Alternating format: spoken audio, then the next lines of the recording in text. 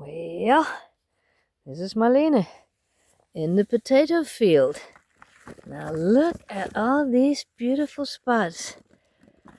There are loads, and it is only from this little strip of land until here. Now I put these potatoes in the spring.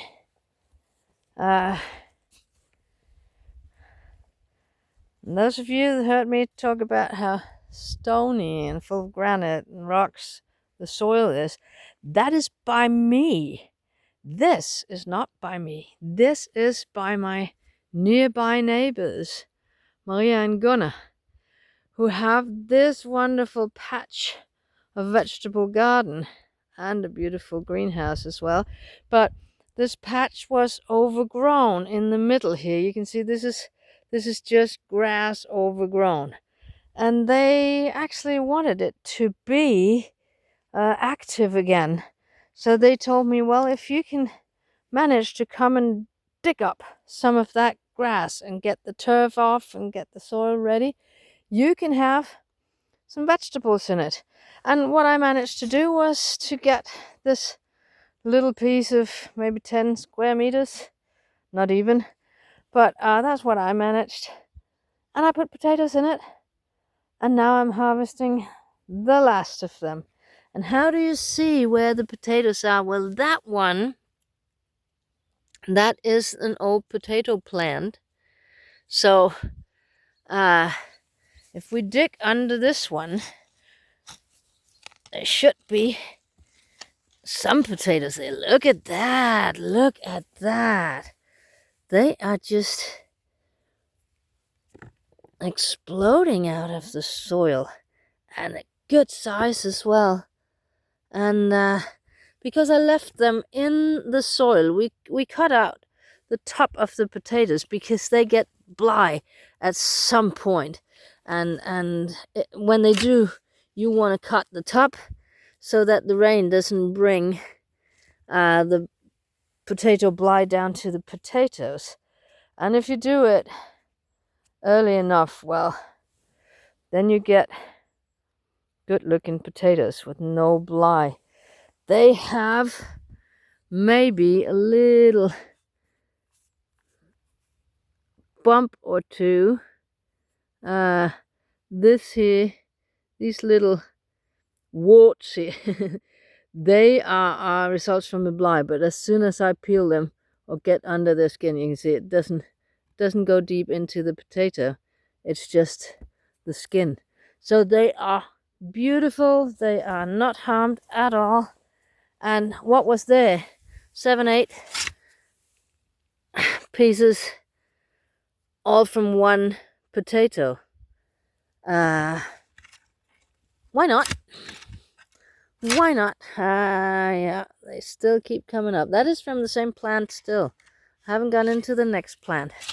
The next plant is here. That's the stub of that. So that's worth it for a couple of afternoons of hard work, digging and tilling the soil more or less. But anyway, digging out the turf, shaking all the soil off, throwing it over there in the compost pile. That was hard work, but maybe 4 or 5 hours or so for all these potatoes. That's good. That's good pay, I think, and good company, because we always get a cup of tea when I get up here and to work a bit, and yeah, potatoes, you can't beat that, and they are almost never eaten by anything. We had carrots up here that did not go well. They didn't come. Gunnar and Maria had red beetroots, and the deer came and ate all of them and trampled around the rest of them. So they didn't pay off. I had some parsnips and other stuff in a little field up to the other side of the house, and I sowed them in, and I didn't really go and take care of them or weed them or anything, and they never came. I don't know if they dried out and died, or if some small critters ate them, or whatever happened. But there certainly wasn't any of them that came out. So no parsnips, no carrots. I have to buy that. But potatoes, I have so many, and I'm very happy. And they're coming up now. I'm gonna go home and find some of the good sand and bury them in the sand and keep them that way. They're going out of the soil now. They've been in here just taking care of themselves because they can. But now the frost comes. So if the frost gets to the potatoes, that's not nice. That they go sweet and then they go soggy, and we don't want that. So I'm gonna get them out of the ground now, only because of the frost, not because of anything else. They would be best down here if only the frost wasn't here. You could cover it with a lot of straw. Straw is not easy to come by up here in the forest. So out they come, and then they are in a concentrated, confined little spot. And I'll just have to eat my way through them. And I will do that with pleasure. Those of you who know me know that Sappho is not with me. Just gonna turn the camera around again. She's not with me up here by my neighbours, and that is because their neighbours are there and there's no fence between that, and they have big dogs and horses, and they actually just came home riding the horses, and Sappho barks when they are when she sees the horses, mostly because she's afraid of them, but that's annoying.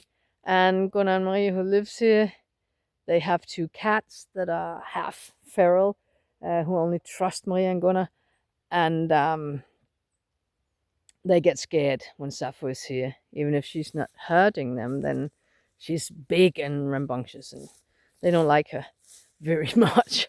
So she's home, and I'm going home in a minute. And Gunnar just had visitors coming, so I'm just gonna go on digging, and then I'll just go and say my hellos and goodbyes, and then I'll go home to Sappho. And I'll see you all on the next one.